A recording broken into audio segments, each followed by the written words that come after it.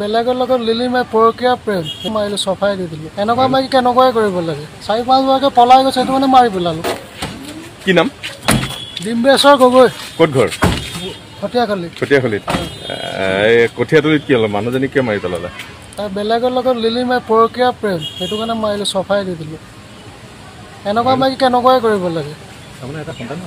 আছে 4-5 বছৰকৈ পলাই গৈছে, সেইটো মানে মাৰি পেলালোঁ। কি কৰিবি? ডাইৰেক্ট কথা ইমানে। ল'ৰা এটা আছে 4-5 কেইবছৰ?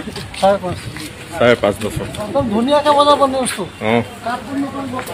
নকৰোঁ। বেলেগৰ লগত লিলি মাই পৰকীয়া প্ৰেম মাৰিলোঁ চফাই দি দিলোঁ। এনেকুৱা মাৰি কেনেকুৱাই কৰিব লাগে। 4-5 বছৰকৈ পলাই গৈছে, সেইটো মানে মাৰি পেলালোঁ। কি নাম? ডিম্বেশ্বৰ গগৈ। ক'ত ঘৰ? কঠীয়াখালী। কঠীয়াখালীত। কঠীয়াতলিত কি হ'ল? মানুহজনী কিয় মাৰি পেলালে? বেলেগৰ লগত লিলি মাই পৰকীয়া প্ৰেম, সেইটো কাৰণে মাৰিলোঁ চফাই দি দিলোঁ। এনেকুৱা মাৰি কেনেকুৱাই কৰিব লাগে। আছে 4-5 বছৰকৈ পলাই গৈছে, সেইটো মানে মাৰি পেলালোঁ। কি কৰিবি? ডাইৰেক্ট কথা ইমানে। ল'ৰা এটা আছে 4.5 কেইবছৰ? 4.5 বছৰ। একদম ধুনীয়াকৈ বজাব নিউজটো। নকৰোঁ।